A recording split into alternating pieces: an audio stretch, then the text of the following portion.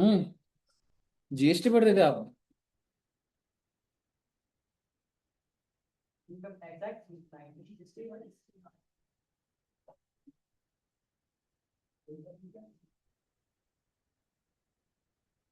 Income tax act 1961। और मैंने आप बच्चों को बहुत ही प्यार से बताया था कि सर जी लाइफ में सबसे पहला स्टेप क्या होता है बच्चे, की हमें क्या कैलकुलेट करना होता है? Total income. यानी कि हमें एक इंसान की टोटल इनकम निकालनी होगी। और क्या आपको याद है बच्चे, टोटल इनकम कैसे निकलती थी? कैसे, कितने हेड्स थे टोटल? पांच, बहुत अच्छी बात है। 1 2 3 4 5। पहला कौन सा था? मान लो, मानना क्या है, ठीक है। सैलरी, उसके बाद? Very good. House property. House property में क्या आता था? जो भी किराया है। उसके बाद? Capital gains. जैसे आजकल आप देख रहे हो गोल्ड का प्राइस बहुत ज्यादा हो गया। कितना हो गया? 1.5 लाख। आपको पता है कितना हो गया? 1,80,000। 70 शायद। नहीं, आई थिंक मैंने गलत 180 गलत हूँ मेरे को। 1,81,000। समझ रहे हो? तो अगर आप गोल्ड खरीदते हो और बेचते हो तो उससे जो प्रॉफिट होगा वो क्या होगा बच्चे, कहा जाता है कैपिटल गेन्स। ठीक है। देन और क्या होता है बच्चे? पीजीबीपी। पीजीबीपी क्या था जी? फुल फॉर्म बताना एक बार। Profits and gains from business और प्रोफेशन। अगर आप कल को अपना बिजनेस करते हैं तो आपने जैसे ट्वेल्थ में अकाउंट से पढ़ा होगा, 11th में फाइनल अकाउंट्स, नेट प्रॉफिट आता था। तो वो क्या होता है हमारा इनकम टैक्स में, उस चीज को क्या बोला जाता है? PGBP. And last was other source. Other source क्या होता है सर? जो बाकी हेड्स में नहीं आ रहा वो ऑटोमेटिकली कहा जाता है अदर सोर्स। एग्जाम्पल बता सकते हैं? लॉटरी। अच्छा, केबीसी। कोई शो में गए तो क्या हुआ फिर वहां पे? Exactly exactly. अगर वो जीत गए तो आप कह सकते हैं अदर सोर्स में है। ठीक है। तो हाँ, कंपटीशन अगर आप जीते तो वो भी अदर सोर्स में आ सकता है। ठीक है। आपके जो बैंक में पैसा उसके ऊपर जो इंटरेस्ट मिल रहा है, कह सकता हूँ वो भी आ सकता है अदर सोर्स में। डिविडेंड्स हो गए। ठीक है। एंड गिफ्ट्स हो गया। सर गिफ्ट्स भी टैक्सेबल हो जाते हैं? हाँ जी बच्चे, गिफ्ट भी टैक्सेबल होता है। करेंगे बात बच्चे पूरी डिटेल में इस बात की। हाँ जी। बोनस किस बात का? नौकरी पे? तो सैलरी होता हो। तू नौकरी कर रहा है, तेरे को बोनस मिल रहा है, सैलरी। समझ रहे? मुद्दे की बात ये है जी, इन पांचों हेड्स के टोटल को क्या बोला जाता है? Gross total income. और ग्रॉस टोटल इनकम में से माइनस क्या करा जाता था बच्चे? ए रिबेट कहां से आ गई रे? Deduction under 75,000। चैप्टर 6 से। हाँ जी, क्या कह रहे दोस्त? डिडक्शन अंडर चैप्टर 6 से। बिल्कुल। तो ये वो होता था बच्चे, अगर आपने एलआईसी कराई है, प्रोविडेंट फंड। सर ये बात है आप क्यों बता रहे हो, मैं आपको कुछ कारण है क्यों बता रहा हूं। आप देखिएगा फाइनली आपका आंसर क्या आ जाता है? टोटल। और आप मुझे बताइए, आप सभी बच्चों का टोटल इनकम क्या है? जीरो, क्योंकि अभी आपकी सैलरी, आप नौकरी नहीं कर रहे। क्या आपके नाम पे कोई घर है जिससे किराया आ रहा है? नहीं। क्या आपके पास गोल्ड है? नहीं है। गोल्ड तो होगा। गोल्ड है ना, वेरी गुड। पर क्या आपने उस गोल्ड को बेचा? तो बेचा नहीं तो प्रॉफिट नहीं है ना। समझ रहे हो? क्या कोई बिजनेस और प्रोफेशन? नहीं। Other source. अदर सोर्स में हो सकता है थोड़ा 200 400 500 रुपए, क्योंकि इंटरेस्ट हो सकता है। समझ रहे हो? तो अदर सोर्स में हो सकता है थोड़ी बहुत इनकम आ रही है। इसके बाद मान लो अगर आपकी जीटीआई जीरो है, क्या आप ये चाहेंगे अरे यार मुझे तो टैक्स बचाना है तो इन्वेस्ट करूं? कहीं इन्वेस्ट करने की जरूरत है? नहीं है, कहीं इन्वेस्ट करने की जरूरत है? भाई जब इनकम ही नहीं है तो इन्वेस्ट क्या करना है उसमें? तो मान लीजिए आप सभी बच्चों का भी जो स्टेटस आ रहा है वो आ रहा है टोटल इनकम जीरो। अब आप मुझे बताइए, क्या आपको मेरी हर हेड की इनकम पता है? हाँ जी। हर हेड में मेरा 1 लाख रुपए की इनकम है। टोटल कितना आ जाता है? 5 लाख। क्या मैंने कुछ इन्वेस्ट करा? नहीं करा। टोटल इनकम कितनी आ जाएगी? 5 लाख। इस पे टैक्स कितना? निकाल लिया है जी। 5 लाख पे टैक्स तो काहे का 12,500, रिबेट भी तो मिल जाएगी। फाइनल टैक्स क्या आ जाएगा? 0 आ जाएगा। दुष्यंत सर की बात कर। 1 करोड़, 1 करोड़, 1 करोड़। जीटीआई कितनी? 5 करोड़। LIC उन्होंने कराई नहीं। ठीक है। टोटल इनकम कितनी? 5 करोड़। मोटा मोटी टैक्स कितना? 30%। 5 करोड़ पे कितना टैक्स आ जाएगा? 1.5 करोड़। कहने का मतलब ये है जी, जैसे जैसे आपकी इनकम बढ़ती जाएगी टैक्स बढ़ता जाता है, इसलिए इसको प्रोग्रेसिव इन नेचर बोला जाता है। कहीं यहां तक क्लियर है? मैं आपको ये तो एक ओवरव्यू दे रहा था, थोड़े दिन हो गए थे। ठीक है। मैं आपको जो बोलना चाह रहा हूं वो ये है। अब आप लिख सकते हैं concept of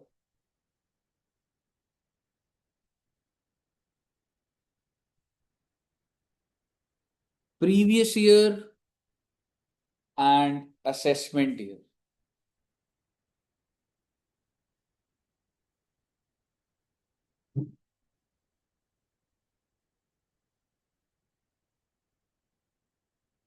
and assessment year.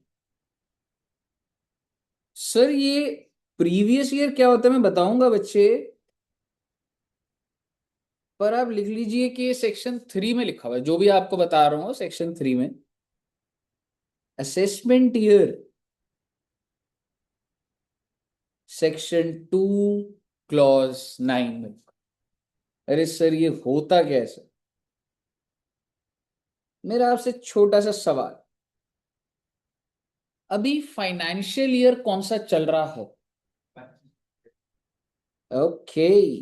25-26। इसका मतलब पता है क्या है? 1/4/25 से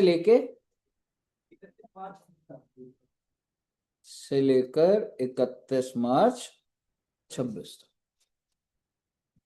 यही है ना? अब अगर मैं आपको बोलूं कि मेरा प्रीवियस ईयर क्या चल रहा है, तो क्या बोलूंगा मैं क्या चल रहा है, कौन सा चल रहा है? प्रीवियस का मतलब होता है पिछला। हाँ, प्रीवियस का मतलब पिछला ही होता है ना, जो आपको पता है। तो अब क्या बोलेंगे सर? क्या चल रहा है? 24-25। दैट इज 1/4/24 से लेके 31 मार्च 25। गलत है बेटे।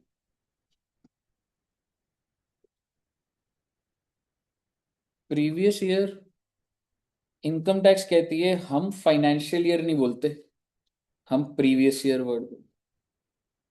जो आपने अकाउंट्स में सीखा है ना कि अभी फाइनेंशियल ईयर 25-26 चल रहा है, इनकम टैक्स वाला कह रहा है अभी प्रीवियस ईयर 25-26 चल रहा है।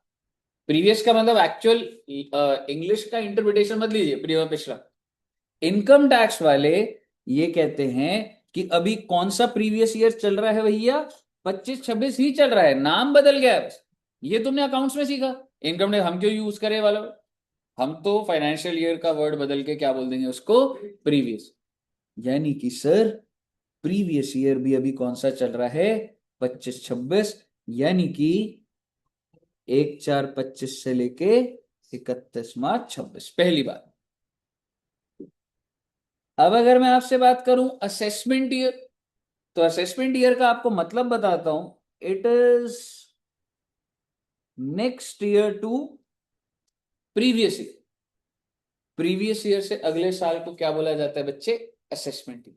कैन यू टेल मी इस कॉन्टेक्स्ट में असेसमेंट ईयर क्या लिखूं? Next year to previous year. Previous year कौन सा है? 25-26। तो असेसमेंट क्या हो जाएगा रे? 26-27। सर मतलब अरे छोड़ो ना, अभी तुम अभी समझो पहले इस बात को इतना। ठीक है जी। इफ आई से financial year 18-19, that means which previous year? And which assessment year? अगर असेसमेंट ईयर 10-11 तो प्रीवियस ईयर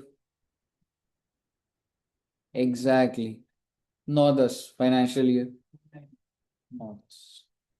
क्योंकि टैक्स के अंदर जो भी कम्युनिकेशन के लिए लेटर्स होते कुछ होते, उसमें अगर असेसमेंट ईयर लिखा है, प्रीवियस ईयर लिखा है, तो आपको मतलब समझ आना चाहिए। और मतलब अभी आपको और ये समझ आएगा, अगर मैं आपको बोलूं, मतलब ये है जी, आपको एक इनकम टैक्स ऑफिसर बोल रहा है, इनकम टैक्स ऑफिसर को बोला जाता है बच्चे एओ, इसको बोला जाता है assessing officer, the one who assess your income. ठीक है, तो एओ है, और वो आपको कह रहा है कि प्लीज ब्रिंग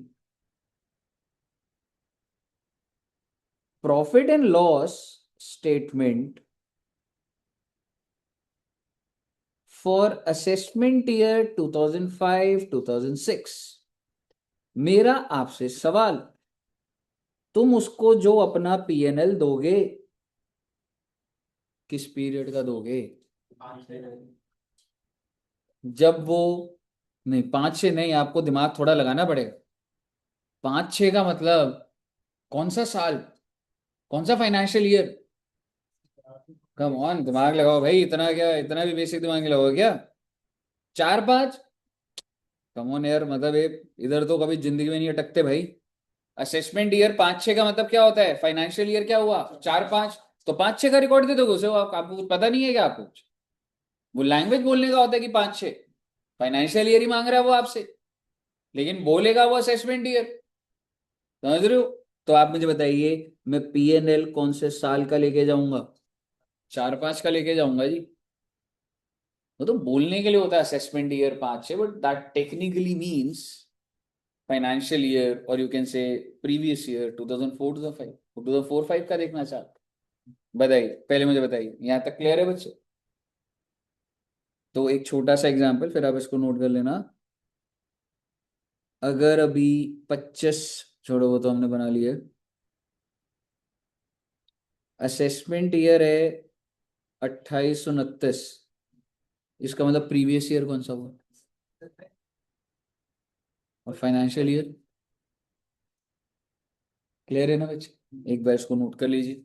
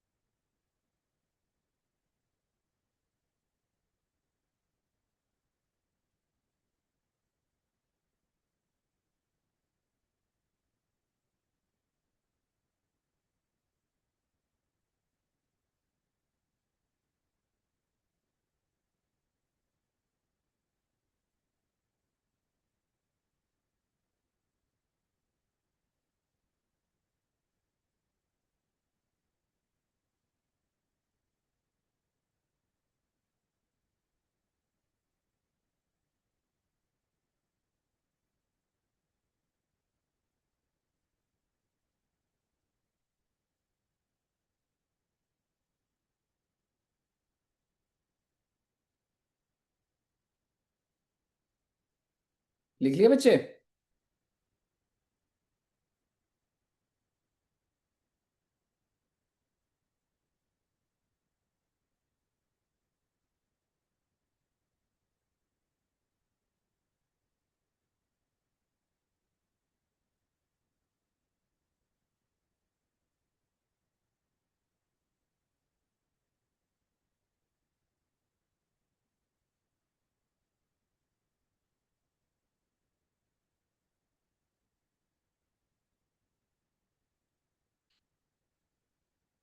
हो गया, लिख लिया? चलिए, अब एक चीज समझना, अभी पूरी बात नहीं हुई है। इसके नीचे लिखिएगा, assessment year is always for 12 months. ये क्या लॉजिक है बताऊंगा आपको। Previous year can be for 12 months और less than 12 months. Previous year जो है वो 12 महीने या उससे कम भी हो सकते हैं, लेकिन असेसमेंट ईयर को हमेशा 12 महीने का ही बता। ये क्या लॉजिक है सर? एक बात बताओ, आपकी जब जॉब लगेगी या अगर आप बिजनेस करेंगे तो मुझे 1 अप्रैल को ही लगेगी, या ऐसा हो सकता है कभी भी, मतलब कभी भी लग सकता। ठीक है। तो अगर मैं आपको बोलूं, जैसे मान लो अतुल जी, अतुल बिजनेस करना चाहता है, जॉब, जॉब, ठीक है। तो अतुल स्टार्टेड अ बिजनेस,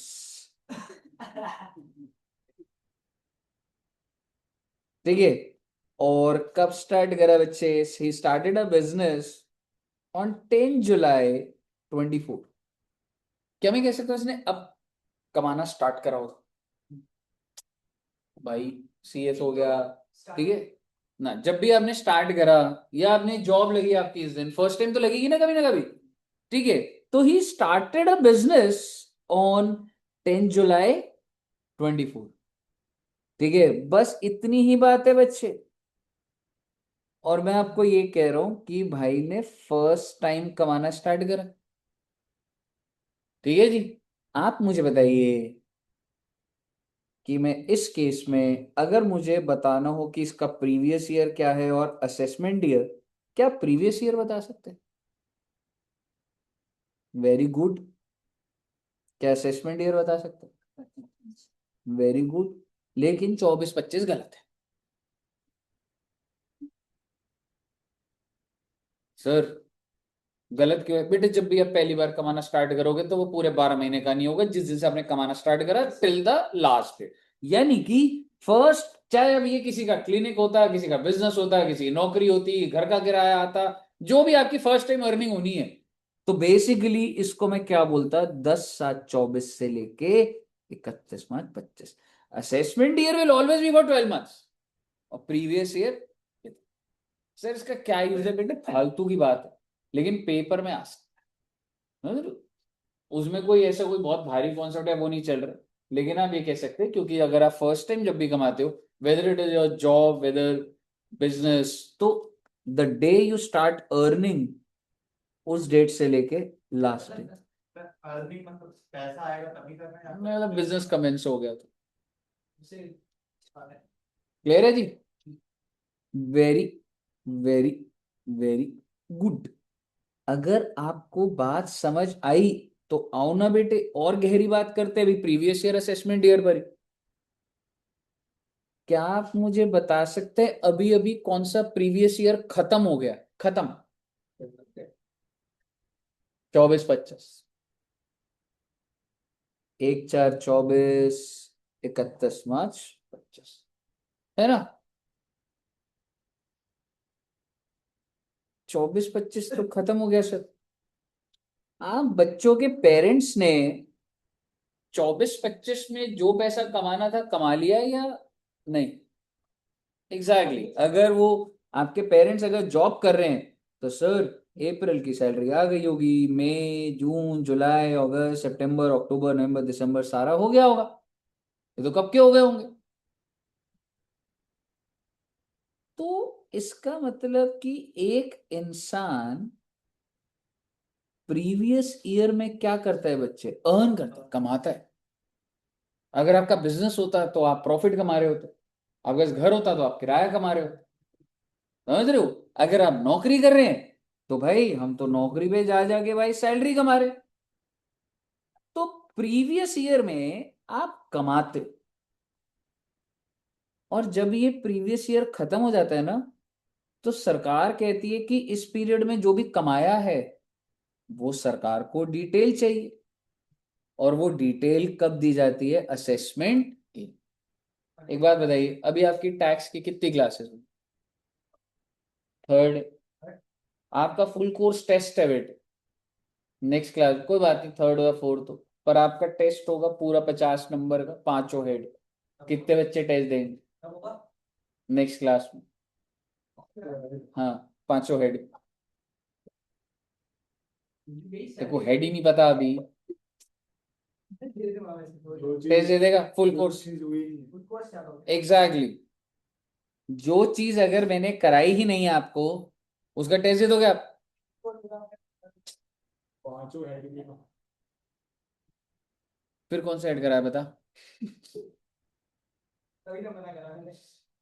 इसमें से कौन सा ऐड हुआ है, मेरे को पता लगे सबने किसके लिए रहा, तो ये मैं तो कराया नहीं।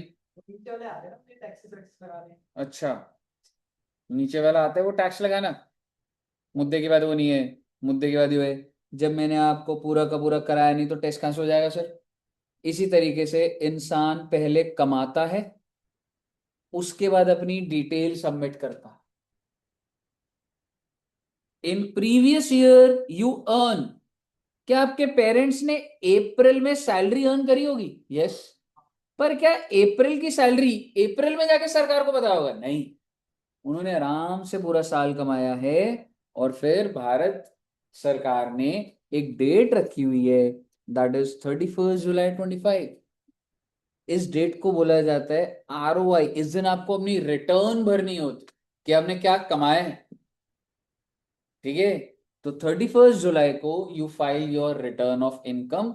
तो आप इसको ये कह सकते हैं कि इस दिन आप सबमिट करते हो the details of income earned in previous year. भैया बात ध्यान से सुन लो, आपने कमाया कहां पे? Previous year. पर डिटेल कब सबमिट करोगे? डिटेल आप असेसमेंट ईयर में सबमिट करो। You submit the details in assessment year. अच्छा सर, तो मेरा आपसे एक सवाल है, आपने सैलरी कमाई जी 24 लाख रुपए साल की, हर महीने की सैलरी कितनी? 2 लाख रुपए। पूरे साल की कितनी? 24 लाख। गवर्नमेंट को कब बताओगे? जब अकाउंट में पैसा आता है, फोन करते हो? सरकार को अपने पता लग जाता है? नहीं। आपको भारत देश में जितने भी लोग कमा रहे हैं उनको सरकार को बताना पड़ता है। ठीक है जी, आपने कमाया 24 लाख है, आपको सरकार को बताना होगा। कौन सी डेट को बताना है? 31 जुलाई। यानी कि 31 जुलाई को एक फॉर्म होगा, आपको भरना होगा, और वो फॉर्म यही तो है, कितना सैलरी कमाया, कितना हाउस प्रॉपर्टी, समझ रहे हो? तो आपने मान लो कुछ और नहीं कमाया, आपने कमाया सैलरी 24 लाख, बाकी कोई हेड में कोई इनकम नहीं है जी। Can you tell me my your GTI?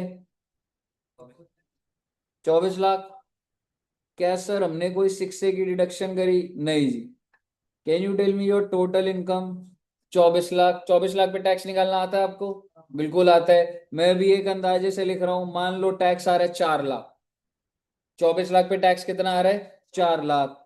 अब सवाल ये है कि आप पे अभी करोगे, या आप पे असेसमेंट ईयर में करोगे, या आप पे प्रीवियस ईयर में? क्या लग रहा है? You earn in previous year, कमाई आपकी प्रीवियस ईयर में। You assess the income, assess मतलब हाउ मच इनकम आप अर्न, क्योंकि मुझे सरकार को पता। In assessment year, that's why it's called assessment year, because you assess the income that is earn in previous year, assessment year. But when will you pay the tax? In assessment year और in previous year? Assessment year. कितने बच्चे कह रहे हैं assessment year? Very good. आप भी, आपने कहा सभी ने बोल दिया है तो ठीक है। और कितने बच्चे कह रहे हैं प्रीवियस ईयर? तो ये क्या होता है बेटे, ऐसे करके? हाँ, कितने बच्चे कह रहे हैं previous year? Good. Correct answer is tax is paid in previous year itself. क्यों सही जवाब नहीं दे पा रहे आप? कह रहे सर जो लॉजिक लगता है वो लॉजिक चल ही नहीं रहा। अब मैं आपको 2 लाइनें बोलूंगा, अब बताना। अंबानी जी अप्रैल में कितना कमाते हो? लाखों में या करोड़ों में? करोड़ों में कमाते हो। अप्रैल में उन्होंने करोड़ों कमाए, और वो गवर्नमेंट को टैक्स देंगे लगभग 1 साल 3 महीने बाद। यू आर अर्निंग 100 करोड़, और आपसे सरकार टैक्स मांगेगी कि 1 साल 3 महीने बाद आना, जब हमें बताओगे तब टैक्स दे देना। डू यू थिंक गवर्नमेंट इतनी स्लो है क्या?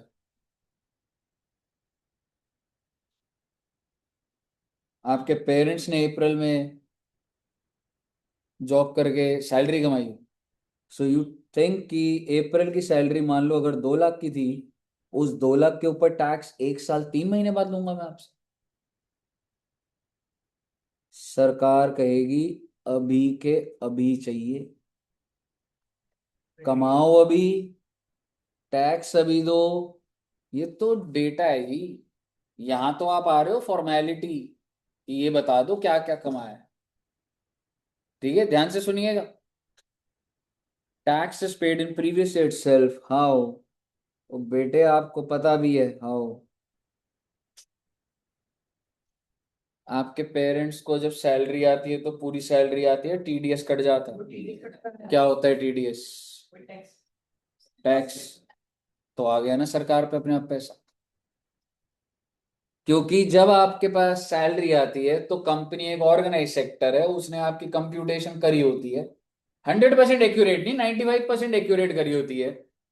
ठीक है, तो वो अपने आप टीडीएस डिडक्ट कर देती। टीडीएस जो होता है, या एक वर्ड होता है टीसीएस, यानी कि भारत सरकार के पास आप जब पैसा कमाते हो तो आपको जो इंसान पैसा दे रहा होता है उसकी जिम्मेवारी बनती है कि वो थोड़ा सा टीडीएस।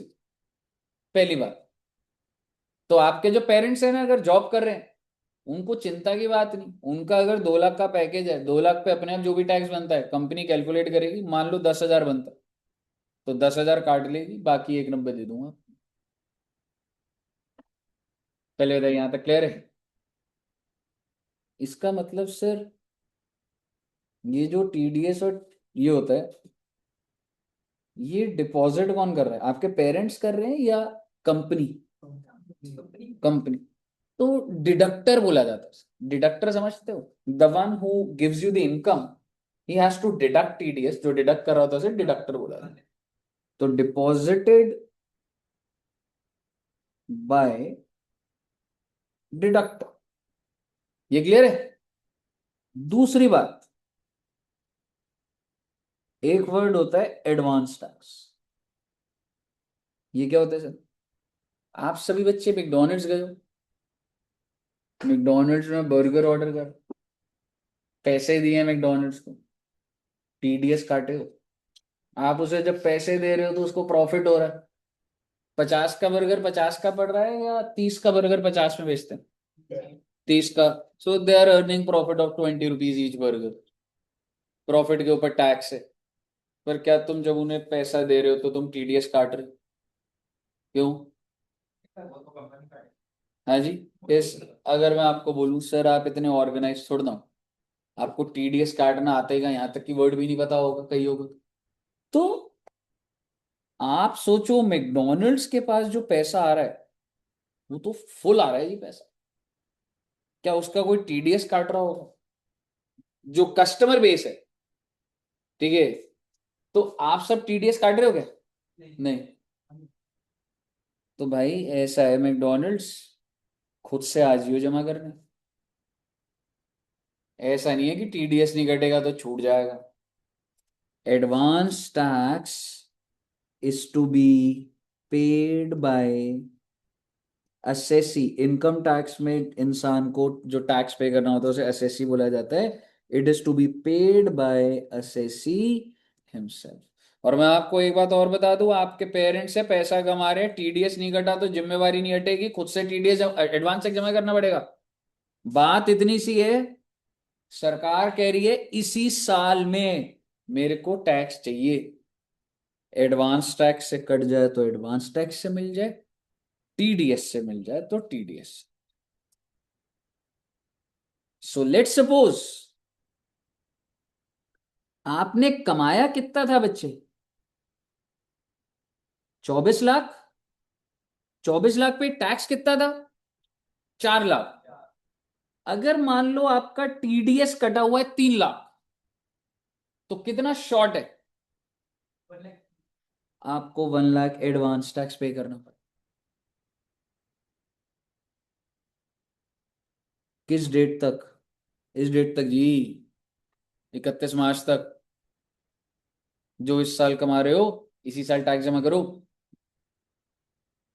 इसका मतलब जब मैं सरकार को अपनी डिटेल भर के दूंगा असेसमेंट ईयर में, तो मेरा टैक्स कितना बनता है वैसे? 4। मैं बोलूंगा अरे सर टीडीएस तो कट गया था ना।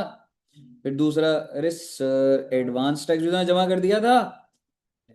This is the ideal situation government want. Government कह रही है जब मेरे पास इनकम दिखाने आओ तो मेरे को जमा कराने के लिए आओ, बताओ मेरे पास आपका फाइनली क्या आना चाहिए? नील आना चाहिए और ये पहले से जमा हो रखा होना चाहिए। Ideal situation. गवर्नमेंट इसके टुवर्ड्स ही काम करती है। जो अभी कमाओगे टैक्स भी अभी दो। लेकिन लेट सपोज सर मेरा टैक्स था 4 लाख, सीधी बात। मैंने कहा टीडीएस कितना कटेगा? अरे नहीं कटा। मैंने कहा फिर खुद से जमा कराओगे? नहीं करा सर।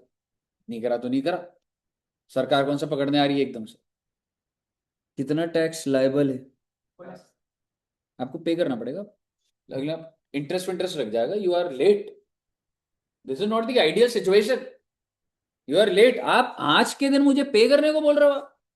गवर्नमेंट कह रही है क्या कर रहे हो यार, आपने एडवांस टैक्स क्यों नहीं जमा करा? चलो टीडीएस नहीं कटा, जिस बंदे ने पैसे दिए नहीं है, आपने क्यों नहीं जमा करा खुद से? तो बेसिकली आपको इसको पे करना पड़ेगा 4 लाख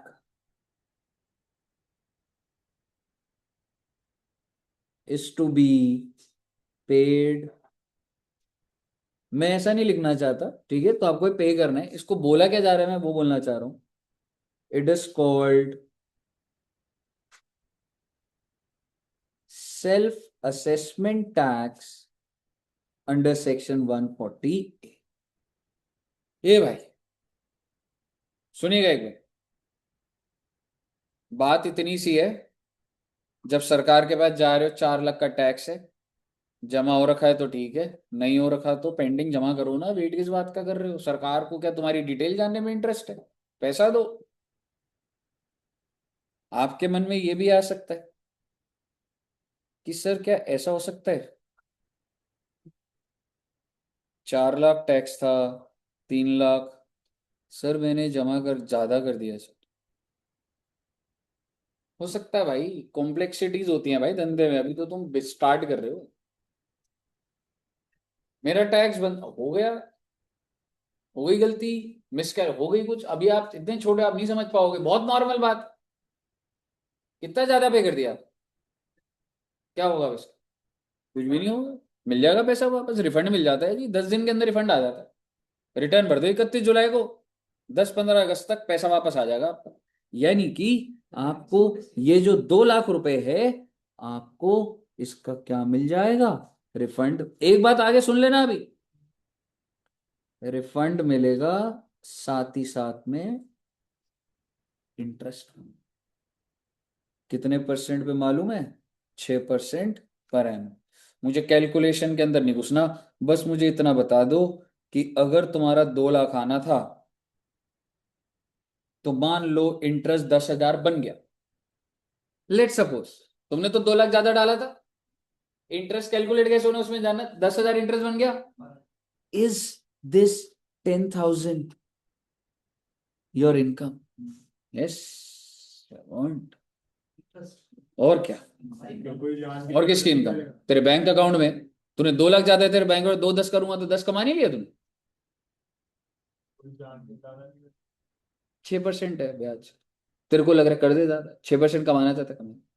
और जानबूझ के क्यों करेगा मैं बता देता हूँ। क्या ये आपकी इनकम है? Answer is yes first. क्या ये टैक्सेबल हो जाएगा? Answer is yes.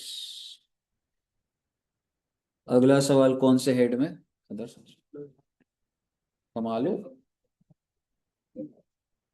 भाई तेरा पैसा। एक बात बता, मैं भी दूंगा तेरे को इंटरेस्ट, 20 लाख रुपए दे दे मुझे। तो इसमें क्या मेरे को नुकसान है? मैं अगर 20 लाख पे 12% कमा रहा हूँ और देखो 6% दे रहा हूँ, तो क्या दिक्कत है इसमें? यार बड़ा सिंपल सी बात है। अगर आप ज्यादा पैसे दे रहे हो तो गवर्नमेंट आपको इंटरेस्ट देगी। अब आपने जब लेट करा था, तो ये आप सेल्फ असेसमेंट टैक्स दोगे ना जैसे, तो इसके साथ आपको इंटरेस्ट पे भी तो करना पड़ेगा। लेट भी तो भैया, क्योंकि ये आखिरी दिन आके क्या पेमेंट के खेल थोड़ा ना खेलने, आपने इधर कमाया था, आपको इधर तक ही जमा करना था। अगर आप लेट कर रहे हो तो ब्याज लगाऊंगा, अभी बात नहीं कर सकता उसकी, लेकिन that's not the ideal situation. Ideal situation ये है, outstanding is not the ideal situation. बताइए साहब जी, क्या आपको समझ आया?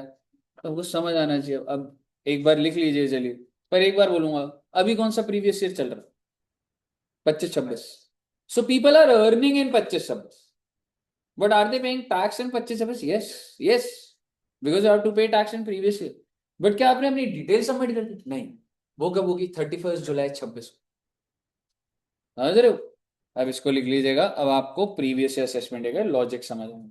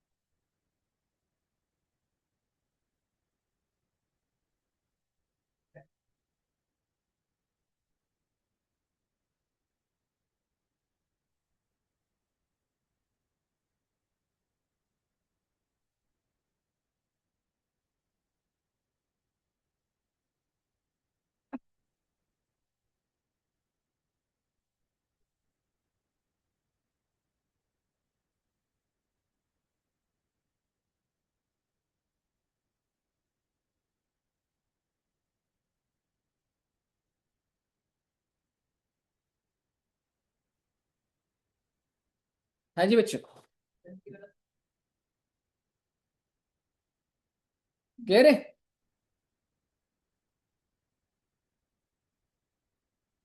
ऑनलाइन में भी क्लियर है बच्चों को? सृष्टि जी, ज्योति जी, आरिफ। सर वैसे तो सब ठीक है बट बार बार ना नेटवर्क इशू आ रहा है। अच्छा,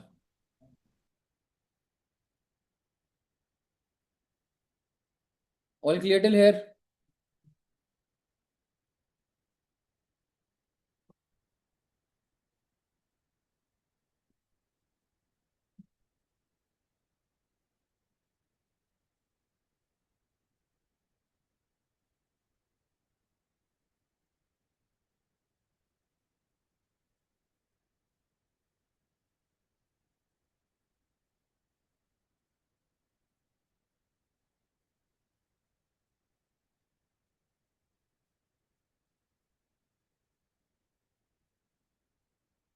आओ जी। अब मैंने आपको हल्का सा थ्योरेटिकल का फ्लेवर दे दिया और ये दे दिया। अब आइए अपना जरा कैलकुलेशन पार्ट करते हैं अब आधा घंटा। याद है हमने सर्च आज तक करा था? आओ उसी पे आते हैं, आज खत्म करनी है बेटे बात सर्च आज की, वो टू द मैक्स जो कैलकुलेशन है हो जाएगी बस। टोटल इनकम में 1 करोड़ से सीधा शुरू कर लूं, या 60 लाख का एक बार निकाल के देखोगे? कर दूं 1 करोड़ का सीधा ना?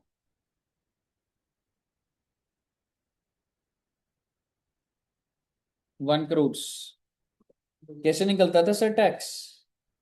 0 to 2.5 लाख नील।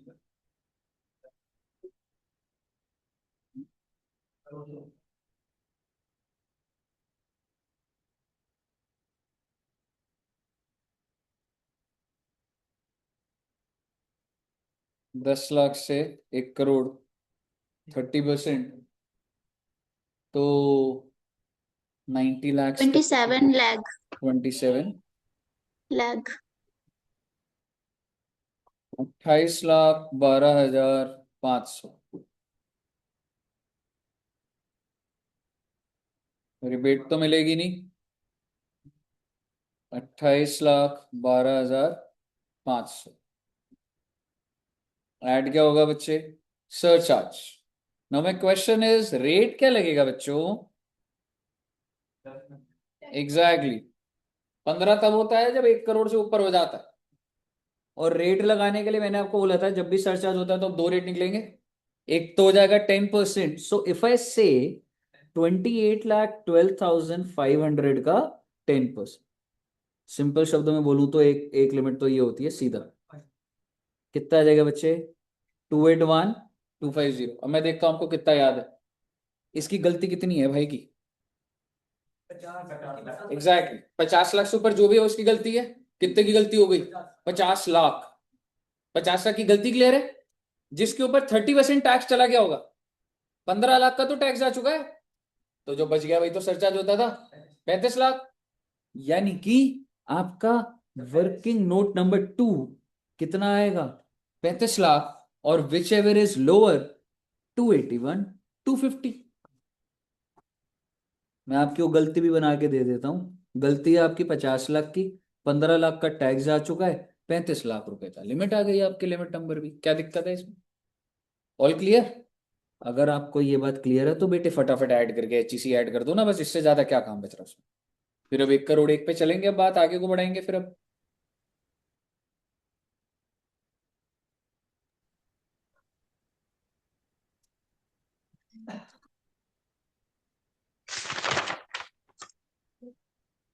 सर हाँ जी बच्चे।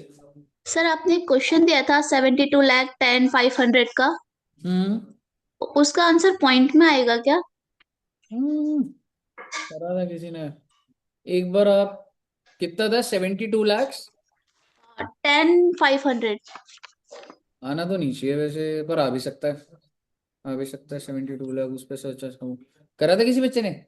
72,10,500 दिया था मैंने। हाँ वो दूसरे बच्चों को दिया होगा। एक बार अभी पॉइंट्स में आ सकता है वैसे, आप मुझे कैलकुलेशन भेज देना एक। Okay sir. कि, ये सरचार्ज का वर्किंग थोड़ा गड़बड़ नहीं कर रहे हैं कि एक तो पहले मैं टैक्स दे रहा हूँ, फिर जितना बचा इतना मैं वो भी फायदा क्या? तो भाई यही तो था, 51 लाख में क्या करा था तुमने? वहाँ पे 1 लाख का था। हाँ तो ठीक है, प्रोसेस तो वही रहेगा। 1 लाख रुपए था, इसमें 30,000। और कौन सा देश है? सारा ले रहा हूं मैं, विच एवर इज लोअर में छोटा ही तो ले रहा हूँ। समझ रहे? तो उसको एक टैक्स उठाना। लोअर लेना है जी। फटाफट बताओ कितना टोटल आ रहा है? 30,93,750। 4% HEC जोड़ दीजिए। 1,23,750।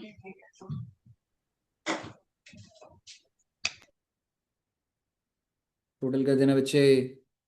सर 750 32,17,500।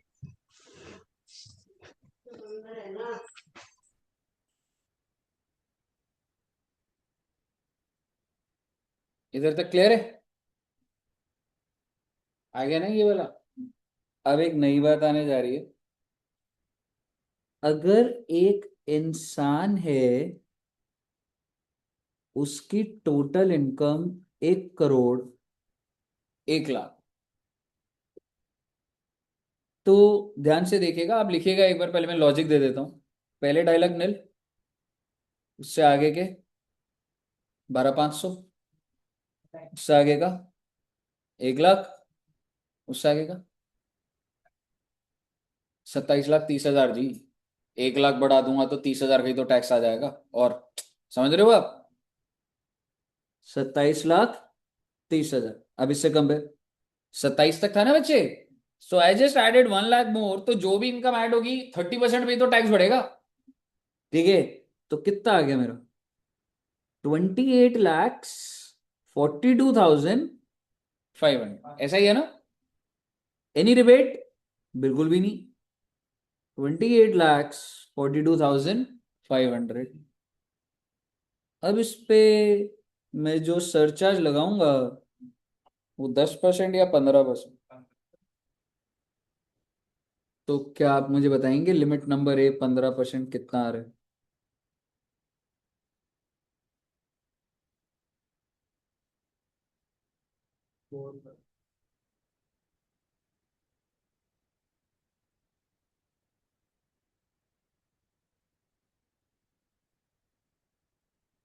कितना सब लिख के बैठे हैं, मतलब बता ही नहीं रहे।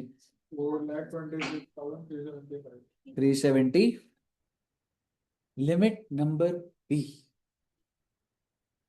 इसकी गलती कितने की है? हाँ, 51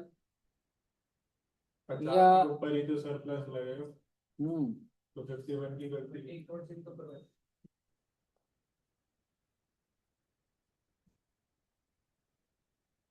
इसकी गलती 1 लाख की है या 51 लाख? 51 की। अगर आप 51 बोल दिया आपने, तो चलो पहले मैं आपको बोल रहा हूं कि पहले कुछ गलत करते फिर वहां से सही जाएंगे। तो आपको ये लगना चाहिए था कि सर गलती इसकी कितने की है, 1 लाख। अभी आ जाऊंगा उसमें, ठीक है। इसका मतलब भाई की गलती है 1 लाख, और 30,000 तो टैक्स दे बैठा होगा। दूसरा क्या बचा रे, 70,000। यही होगी, ऐसा ही सीखा था हमने वैसे, समझ रहे हो? तो लिमिट नंबर बी 70,000, और इन दोनों में से विच एवर इज लो, क्या आ जाएगा? क्या ये आपको सही लग रहा है?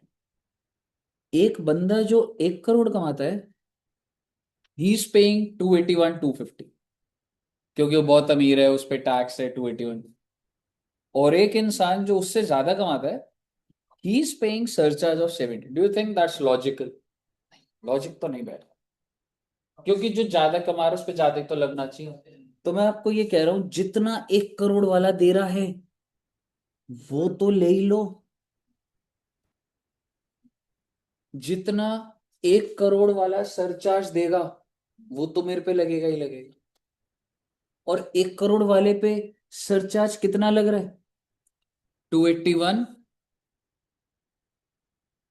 बाकी ऊपर की गलती चला लो, which means limit number B 351 250 की है भैया। ओ भाई, तुम 1 करोड़ एक कमाते हो, 1 करोड़ जितना तो देगा ही देगा, इसमें तो कोई सवाल ही नहीं होना चाहिए। जो बंदा, आप 1 करोड़ एक कमा रहे हो और मैं 1 करोड़ कमा रहा हूं, तो जितना मेरे पे वो तो लगेगा ही लगेगा आप पे। फिर आगे देखूंगा अब आपकी गलती क्या है। गलती क्या थी? 1 लाख, 30,000 का टैक्स तो ऊपर चढ़ी गया, 70 दे दो। इट मीन्स अभी तक ही नहीं हो रहा था, लेकिन अब आपको इस तरीके से, यानी कि ये जो सरचार्ज है ना बच्चे, ये वाला, this is surcharge on total income of 1 crore. और ये कोई बहुत कॉम्प्लिकेटेड नहीं है। क्या आप इसको ओरली नहीं निकाल सकते? एक बात बोलो मेरे को, अब ऐसे पेपर में तो ऐसा होगा नहीं 1 करोड़ भी पूछा होगा, ठीक है। पर क्या आप कैलकुलेशन नहीं कर सकते? निल प्लस 12,500 प्लस 1 प्लस 27, 28 12 500, उसका 10% सीधा निकल जाएगा 281 250। क्या लंबी बात है इसमें? सरचार्ज ऑन 1 करोड़ मैं रफ में ऐसे भी तो निकाल सकता हूं भाई। देख, टैक्स निल होता है, 12,500, 1 लाख प्लस 27 लाख, कहने से दिस अ टैक्स। अब इस पे सरचार्ज कितना लगना है? 10%। अब मुझे बताइए, विच मीन्स मेरा कितने का सरचार्ज आया बच्चे? 351 250। अब उसको ऐड कर दीजिए और HEC ऐड कर दीजिए, सॉल्व कर दीजिएगा बच्चे।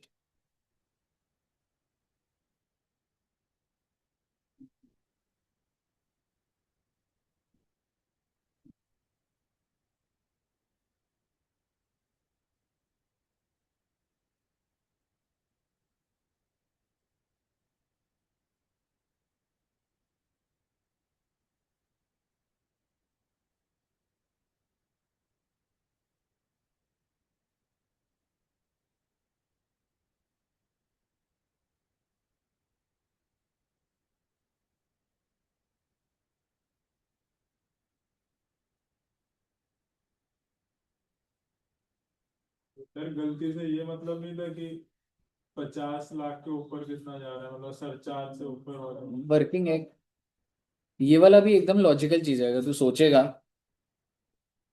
मैं 1 करोड़ एक वाले को, पहले मैं ये कह रहा हूँ तेरे को उतना तो देना ही पड़ेगा जो 1 करोड़ वाला है। तो मैं फेयर हो गया एकदम। फिर मैंने बोला मैं देखो 1 करोड़ तक तो पार पे ले गया। अब मैं आगे कह रहा हूँ अब इस 1 लाख के ऊपर बात है। उस 1 लाख पे तेरा 30,000 और बच गया 70। क्लियर है बच्चे? मतलब पहले वाली वर्किंग जैसे थी वो है।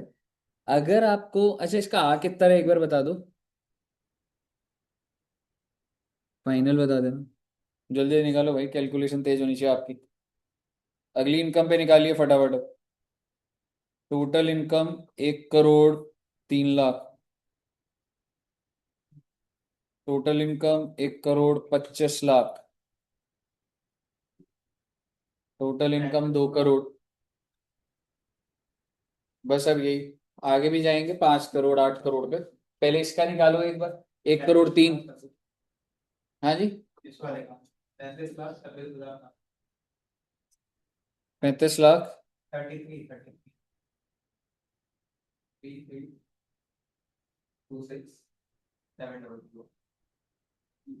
ठीक है दोस्त, यही आया ना बच्चों का? ये नहीं आया? करो भाई, कैलकुलेशन है भाई, फटाफट करो। पता नहीं है मुझे, मतलब सही है कि नहीं। अब कितना है बताओ फाइनल?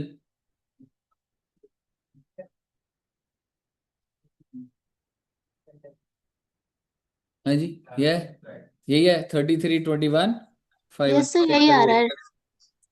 ठीक है 3321 आ रहा होगा, एक बार कैलकुलेशन चेक करिए दोस्त।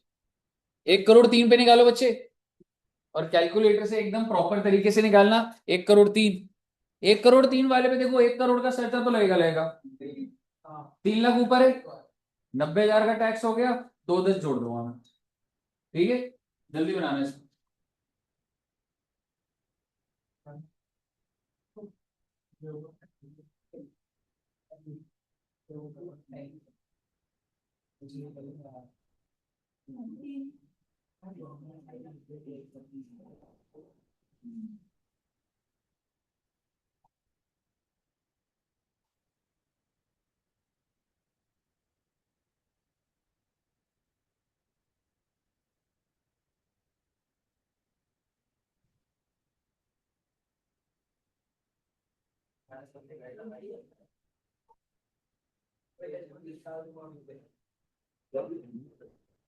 इसकी शक्ति मेरे अंदर आ गई है।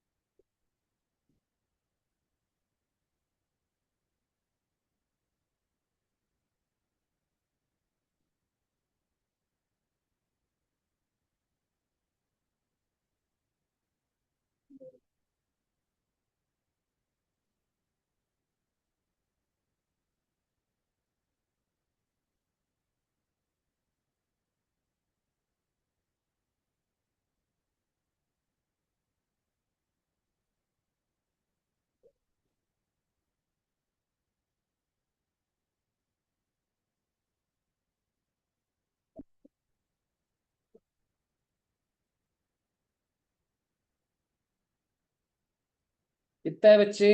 1 करोड़ 3 लाख का बच्चों, आ गया?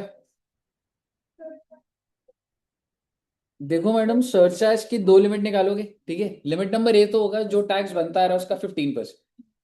लिमिट नंबर बी इज जो 1 करोड़ वाले पे लगता है वो तो लगेगा ही लगेगा। कितना था 1 करोड़ वाले पे? 281 250 प्लस, अब उसकी गलती कितने की बोलूंगा? 3 लाख। 3 लाख पर 30% टैक्स चला गया होगा, जो बच गया वो क्या है? 2,10,000। तो ये लिमिट नंबर बी हो गई। और एक लिमिट नंबर ए निकाली होगी आपने, 15%। इन दोनों में से जो भी लोअर हो, ऊपर वाला आ रहा है लोअर, हाँ तो वो ले लो, कोई दिक्कत नहीं।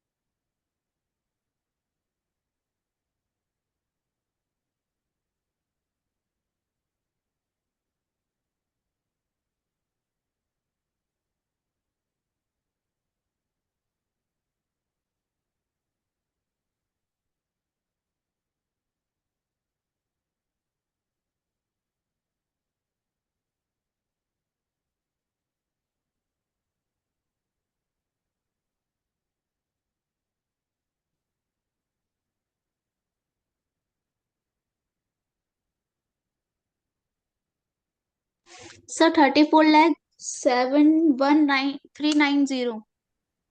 तो बच्चे, 34 लाख, 34,71,390। यही है। चलिए गुड। 1 करोड़ 25 का बच्चे, 41 लाख 41,36,000। 26,200। एक बार देखेंगे एक बार, और 2 करोड़ का भी निकालना होता, निकाल लो आराम से अभी।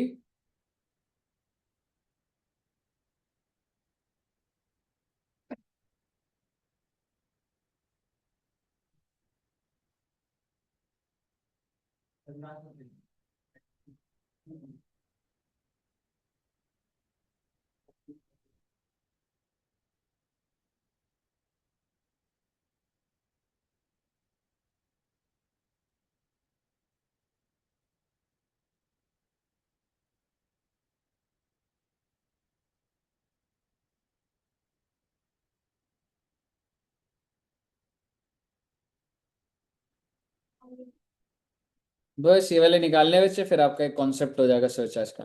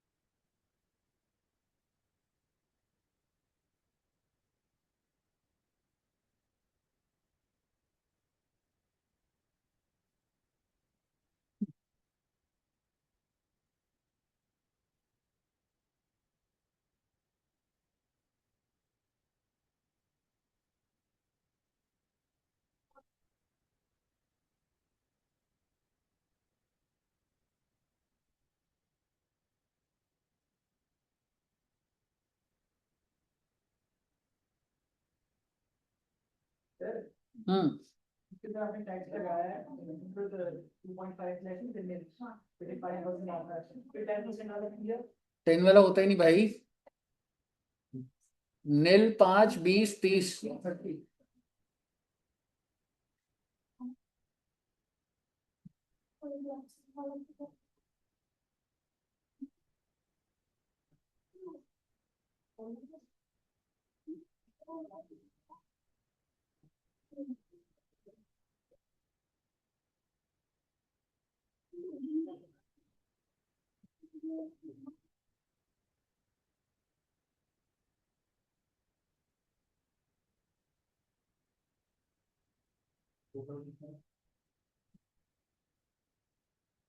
2 करोड़ का निकला बच्चों, कितना? 68,000। 2 करोड़ रुपए कितना? 68,17,200 यही आया क्या? आ भी सकता है 30%।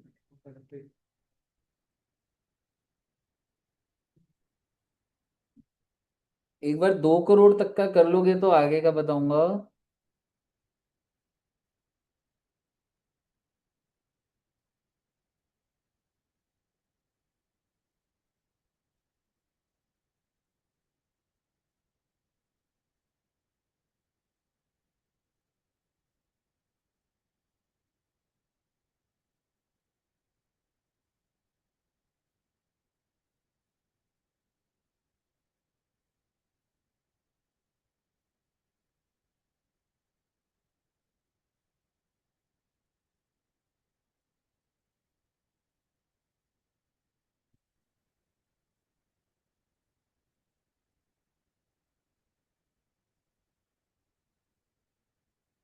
ये वाला आया बच्चे 68,17,200 आ गया, पार्थ का आ गया।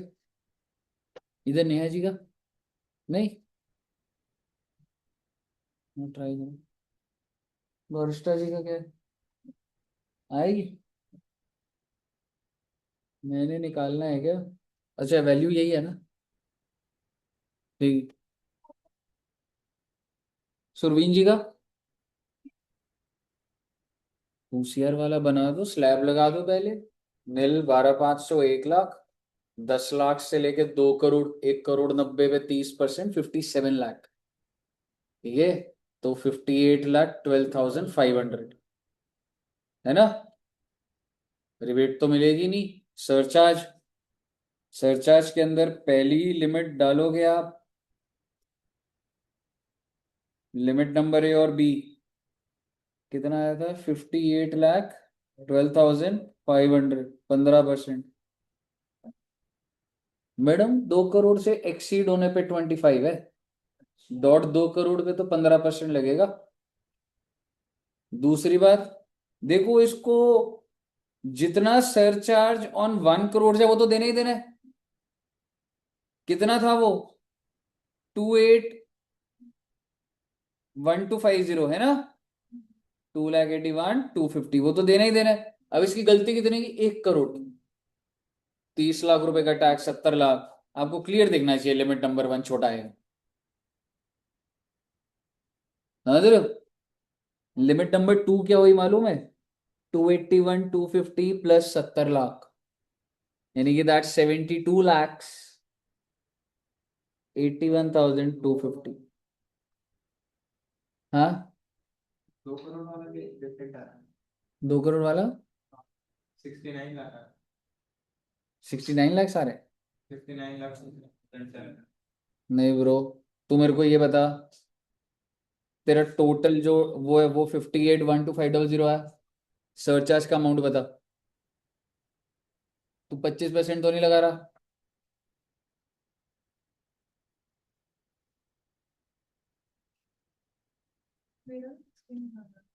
Eight seven one 875। सरचार्ज का अमाउंट बताओ अपना। 87,875। 87187, तो यही आ रहा है। फिर टोटल कितना है?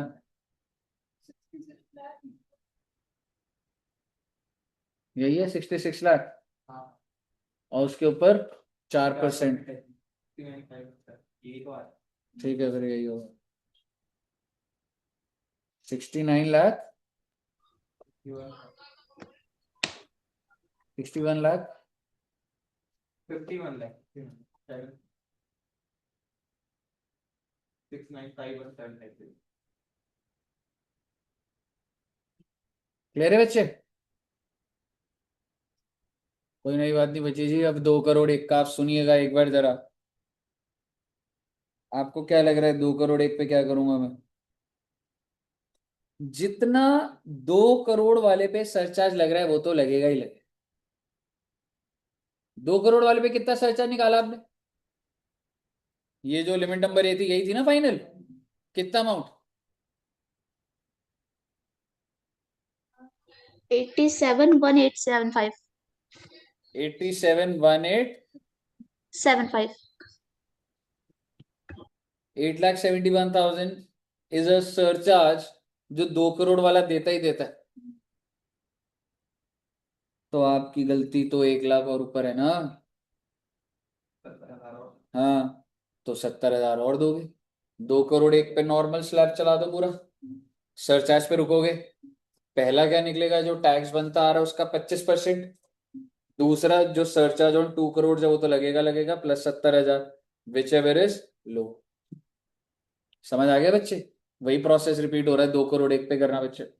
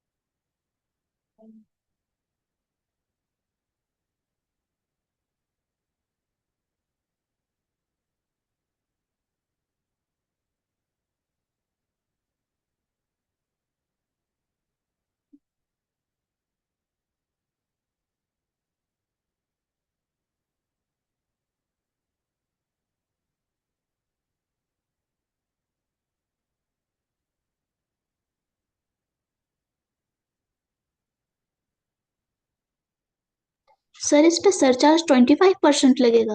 हाँ जी बच्चे, जो लिमिट नंबर 1 होगी ना उस पे ऊपर वो 25, फिर लिमिट नंबर बी में तो 2 करोड़ तक का प्लस 70,000।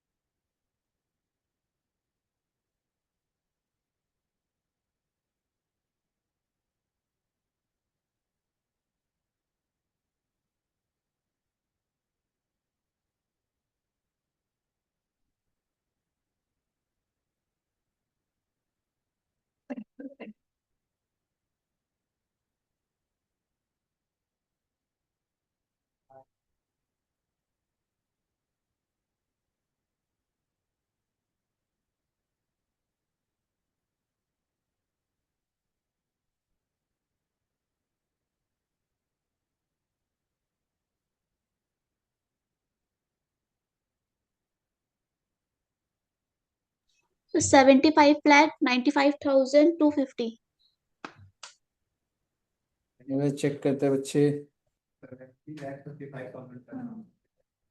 70 लाख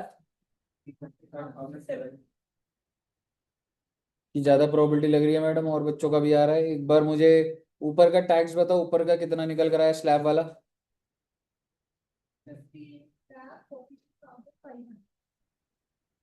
नहीं मैडम, 58 तो पहले ही आ गया। अच्छा 2 करोड़ का था, सॉरी सॉरी, ठीक। 58 4 to 500, देन सरचार्ज कितना आया? 9,41,870। ठीक है, एक बार चेक कर लेना बच्चे। ये वाले क्या है, यही आया ना, 70,55,000 है ना, 70। अब आप मुझे बताइए, क्या 215 का भी प्रोसेस क्लियर है? ठीक है, इसको चाहे घर पे करना, 2 करोड़ 15, 2 करोड़ 1 तक कर लो। 5 करोड़ वाले पे क्या होगा? नॉर्मल स्लैब निकलेगा, और मैं उसे बोलूंगा कि देख भाई, जो 2 करोड़ वाला है उतना तो देना ही देना है, और जो उससे ऊपर है वो मैं बोलूंगा ऊपर क्या है, कितने कितनी गलती, 3 करोड़ की। 3 करोड़ का 30%, 90 लाख, तो 2 करोड़ 10 लाख की वो लिमिट आएगी। ठीक है, क्लियर है ना? क्योंकि 5 करोड़ पे एक बात बताओ, नॉर्मल टैक्स तो आप निकाल दोगे, दो लिमिट लगेगी। पहली लिमिट कौन सी लगेगी? 25% जो भी टैक्स आया। दूसरा, 2 करोड़ वाले का तो लगने ही लगना है, प्लस जो बचा हुआ है 70%। अब सवाल ये है, 5 करोड़ 1 पर क्या होगा? 5 करोड़ 1 पे मैं नॉर्मल टैक्स निकालूंगा, फिर मैं बोलूंगा कि भाई, जो नॉर्मल टैक्स जब निकालूंगा तो सरचार्ज जो लगेगा वो कितना परसेंट लगेगा? 37%। Because if it exceeds 5 crore, तो सरचार्ज क्या होता है? 37, जो भी बचे टैक्स बनता हुआ आ रहा। दूसरी लिमिट क्या करूंगा, कि मुझे सरचार्ज ऑन 5 करोड़ वाला जितना है वो तो देना ही देना है, प्लस कितना जोड़ दूंगा? 70,000। बेचो, समय सेमी प्रोसेस चल रहा है ना? अब मुझे बताइए, क्या ये जो पॉइंट है ये वाले, ये घर पर हो जाएंगे बच्चों आपके? हाँ, ये वाले पक्का से कर लेना, सो दैट आपका फिर सरचार्ज का सारा एनालिसिस डन। ठीक है बच्चे, चलिए तो इधर तक रखेंगे फिर, और ये जरूर प्रैक्टिस कर लेना। मे बी नेक्स्ट क्लास में एक क्लास और इंट्रोडक्शन की होगी, और बस फिर आपका इंट्रोडक्शन खत्म हो जाएगा। ठीक है जी, चलिए, okay, thank you very much, bye bye bye bye.